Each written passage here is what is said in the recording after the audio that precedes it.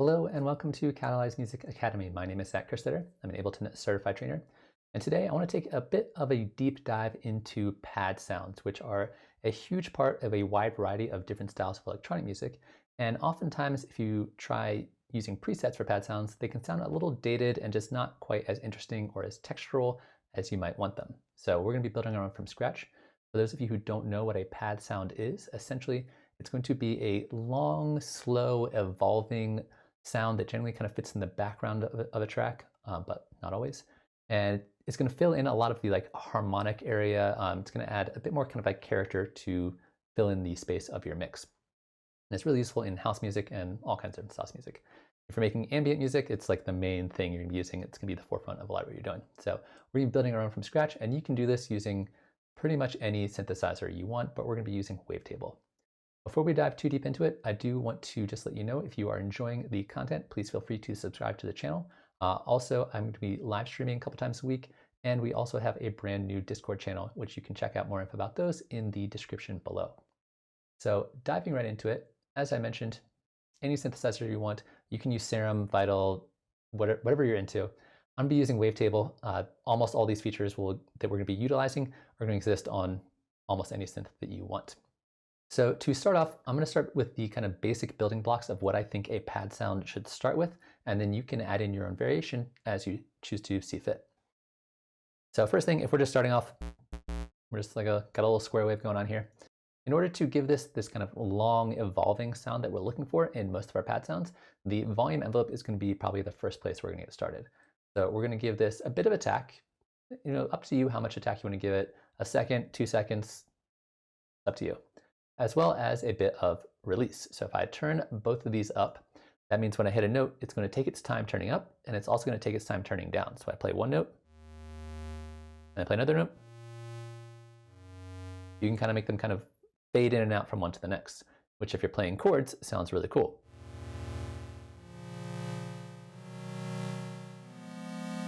You get this almost kind of like organ sound. So that's going to be the first step. Bit of attack, bit of release. You can adjust the sustain kind of however you see fit, but somewhere pretty high should be pretty good. On top of that, the other thing you want to make sure you're doing is adding in some unison.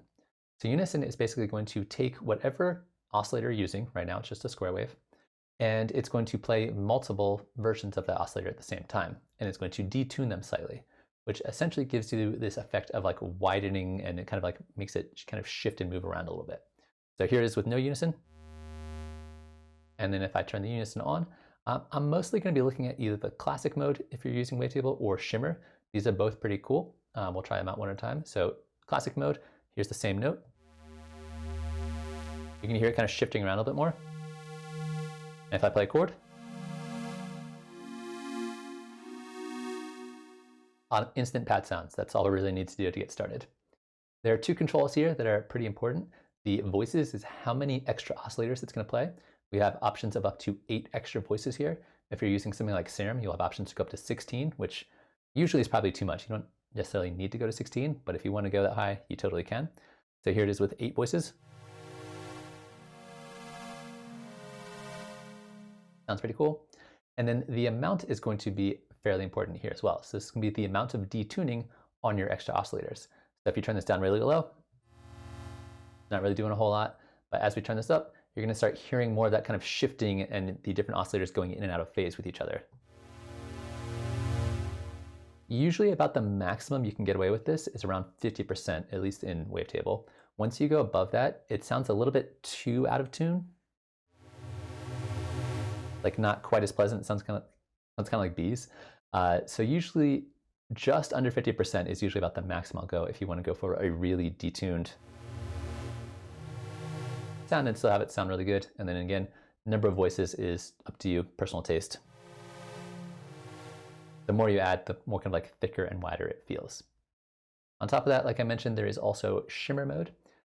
Shimmer mode is basically the same thing as classic mode, but it's going to randomize the amount a little bit, which sometimes can be a little bit too much. Sometimes you might want a little bit of that kind of like chaotic pitch shifting that's happening. A little bit more dissonant, but it's actually pretty pleasant. If I'm going to be using the shimmer mode, I will generally keep the amount down a little bit lower than I would if I'm using classic mode. Classic mode, 30, 40, 50% is totally fine. With shimmer mode, usually like 10, 15, 20, 30% could also work.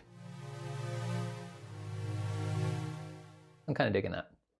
So those are two of the basic things we can look at, the unison and the volume envelope, to help kind of like give it its nice kind of wide, thick, evolving sound, which is what we're going for.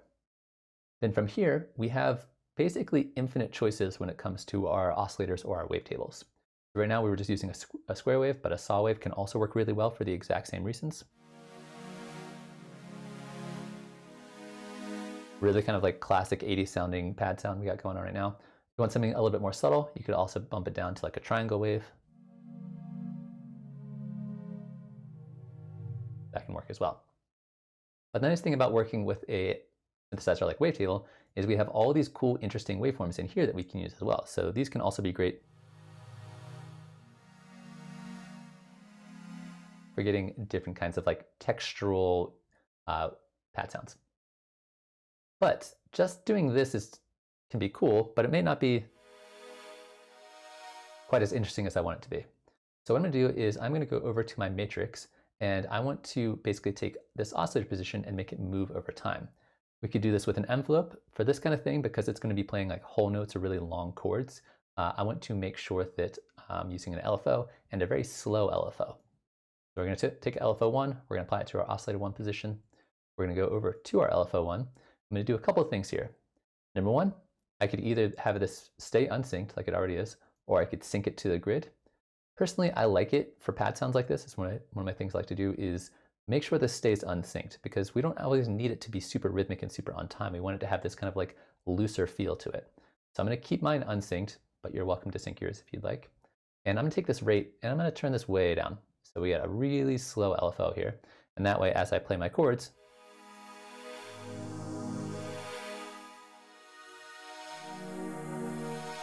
it's shifting through a lot of different waveforms, which gives me, again, an evolving sound. And I can go even slower here, and I think it'd be totally fine. The other thing that I'll probably do in this situation is take this retrigger mode and turn this off. And that way, when I play a new chord, it doesn't reset the LFO. It just continually moves up and down as I move through my different chords.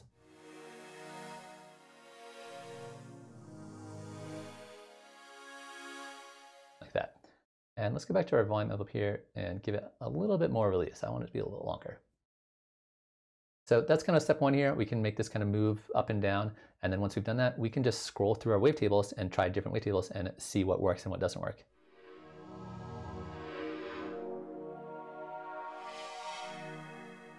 Now, right now, we're starting here at about 43% in our oscillator, or our wavetable position. It's moving pretty high up and down either direction, which is getting us a lot of sounds. Probably too many sounds. We want to keep this subtle. So I'm going to take this amount and turn it down to like, I don't know, 15, 20%, something like that. That way we're still getting an evolving sound, but it's not going all the way up and down through our entire wavetable and just sounds like too much. Cool, I'm digging that. And then let's try a few others just to see what happens.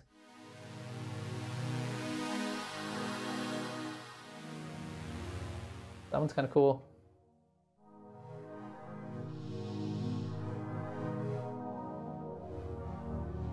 That was actually cool too. So there's tons of great options in here. It's really hard to go wrong. Another interesting way that we can add a little bit of motion or movement that people often forget about is these little effects down here. I made a separate video just on these effects that I will put a link up in the corner to if you want to check that out. But there's fun things we can do, especially with things like the modern mode, where we can adjust the warp, which is going to stretch it to either direction, or we can adjust the fold, which is going to kind of mirror it in the middle, or we can move both of them around. So say I want this warp to change. Maybe I will apply a little bit of LFO to that. So now it's not only moving up and down, but it's also kind of like stretching it left and right.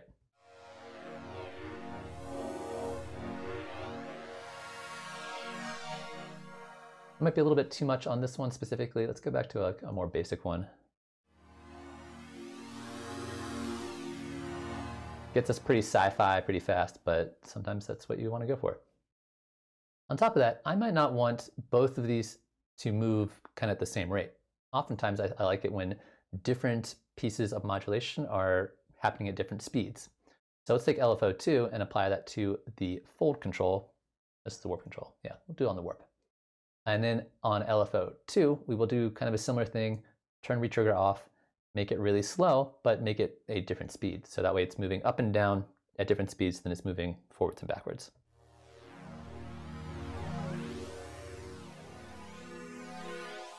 And we're doing a little bit too much there, so we got to go back in here and make it real subtle. Subtlety, I think, is really key for these kinds of sounds. Too much modulation and it just sounds crazy. Great, that's much more what I'm looking for. The other place you might want to do a little bit of modulation here is with your filters. If it's sounding a little bit too kind of intense in those high end, we could filter out a lot of those high frequencies with the low pass filter. And then of course we could, apply a little bit of LFO to it. Oftentimes this can feel a little bit too heavy-handed, and again, subtlety is really key here. So maybe instead of using a low-pass filter, sometimes I'll use a low-pass filter, but maybe instead I will go with something like a notch filter. People always forget about the notch filters. These are really fun because they will add that interesting motion and movement to your sound without like killing your lows and your highs. So you still get a lot of character with your sound.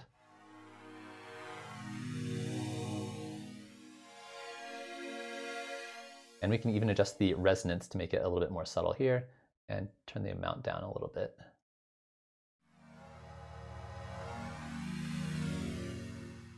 Cool. The other thing I can do here, since we are only using one oscillator, is we can start getting oscillator 2 involved. Now, if you're going to be using 2 oscillators, there's a couple techniques I've found that really help out quite a bit. Number one is if we are using one oscillator that's kind of a weird shape, it's kind of an interesting, unique wavetable. Oscillator 2, keep it either a saw wave or a square wave. There's a reason that saw waves and square waves are the basic building blocks of pretty much all of modern synthesis. They sound great. They have a lot of power to them. They have a really wide frequency range. They just add like a lot of beef to your sound.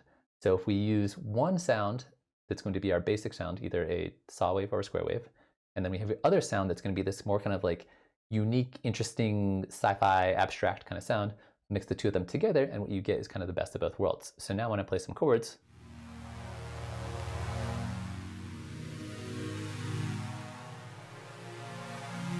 you get this very Blade Runner, Vangelis kind of sound design, which I think sounds really great.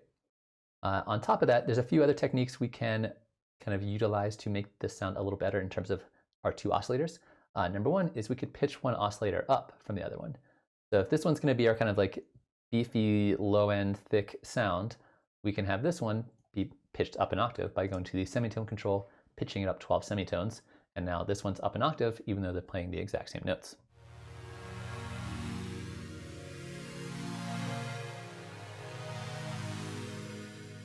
Cool, I'm already digging that. So this is going to be my kind of basic template for what I might do when I'm doing a pad sound design. Pick an oscillator I think is interesting, give it a little bit of motion, either up and down with the wavetable position, and or left and right with some of these different effects. Maybe get the filter involved. Filter is kind of optional. Make sure I have a really long attack, really long release, and then get some really slow moving LFOs going on just to give it a little bit of motion, and then bump up the unison. Within that decision-making process, there's a lot of different options and a lot of different choices you can go with, and they are all not only totally fine, but they help out a lot. So from here, a couple of things I do want to mention in terms of writing your Midi before we dive into effects, because there's a lot of fun things we can do with effects here, is number one, you can play a single note with these pad sounds.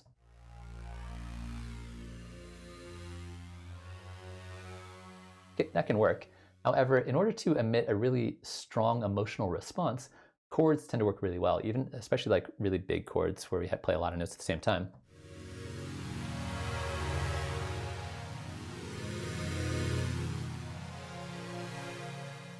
So I generally recommend playing chords, and once you have played your chords, there's a few techniques you can utilize to kind of play around with them to make them work for this kind of sound. I'm going to turn on my metronome, and I'm just going to play some chords and just write a little chord progression.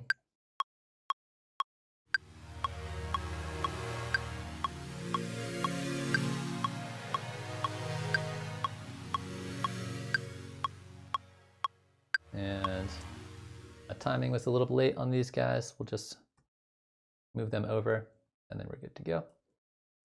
So here's my beautiful chord progression that I put lots of time and effort and thought into. So First thing I can do here is you can see there's a little bit of space in between these notes. Sometimes you might want that space, sometimes you don't. In this case, I don't want them. I want each chord to play into the next one. So you can just hit the legato button right here, and that will take the end of each one of these notes and move it to the beginning of the next note.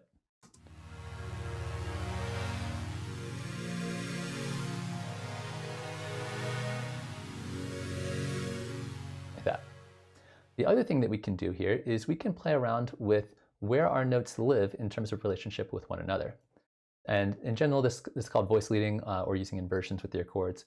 So one technique I could do is instead of having these notes all jump up to this chord, we could start shifting the octave of some of these notes, in this case these two. If I hit shift and down, it moves them down an octave, which means that this note stays the same, this note only moves one semitone, and this one moves two semitones.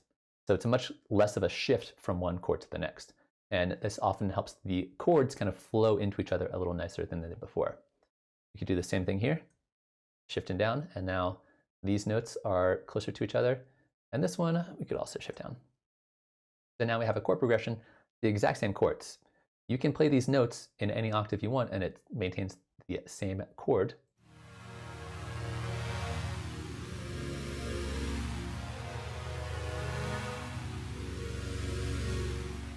Something like that. We can also, because they don't always have to be here, we could also do something like maybe take these middle notes and maybe pitch them up an octave. And this helps kind of spread out our chord across multiple octaves. And this is also a really fun technique for this kind of sound design.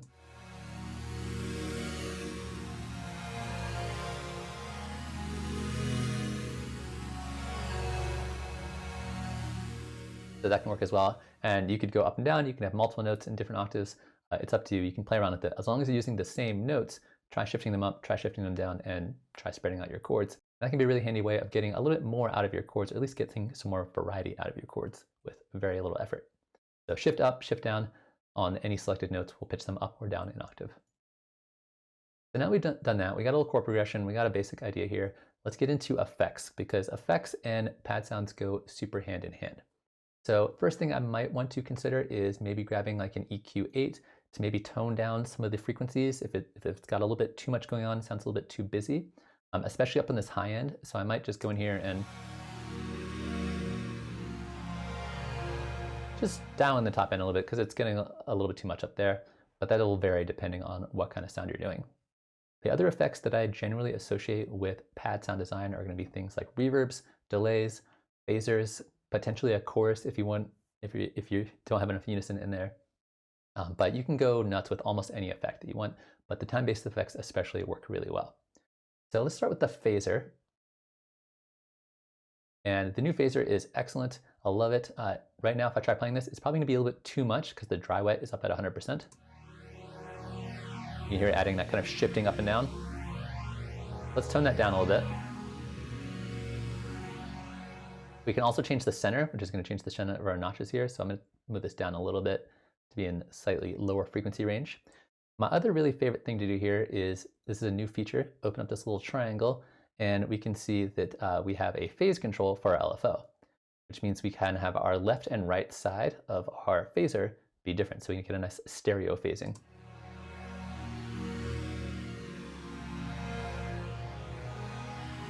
Which really helps shift things around in a really subtle way. So love that. And like I mentioned, reverb and delay go hand in hand, so you can just use delay. The new hybrid reverb works really well. However, echo is fantastic for this kind of sound design, because not only is it an amazing delay, it also has a built-in reverb that I think sounds pretty solid. So if we just run this through here without really doing a whole lot, sounds pretty cool. I'm gonna turn the reverb up and the delay down, or the dry wet down.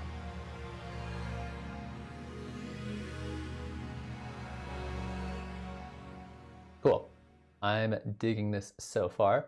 Other things I might want to consider, for example, you could toss a bit of a compressor on here at the end, especially if you're going to be doing a lot of reverbs and delays. A lot of times that will kind of remove a lot of your dynamics and making sound a little farther away and a little bit more quiet. Compressor, just turning up a little bit just to kind of add a little bit more back in, can be really, really useful. Very good. And makeup gain on.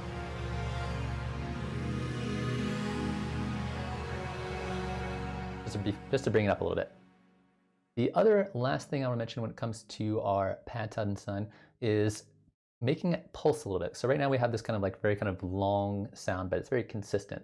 And if you were making electronic music, especially electronic dance music, pairing up your pad sound with your kick drum and sidechaining it to your kick drum to create a nice kind of pulsing motion can be really, really helpful. So over here, I got a kick drum, just super basic 4 on the floor. And we're going to go into our compressor. We are going to turn on the sidechain.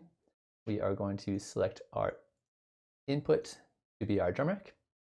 So now the volume of the kick drum going up is going to take the volume of our pad and turn it down, which creates this nice pulsing. And the threshold here is basically going to control the amount that it's going to be pulsing. So if you want it to be really, really obvious, you turn this down. Or a little more subtle, you turn this up. And even if I mute the kick drum, you can still get that pulsing. If you want to, you can tweak things like the attack and the release to make it longer or slower.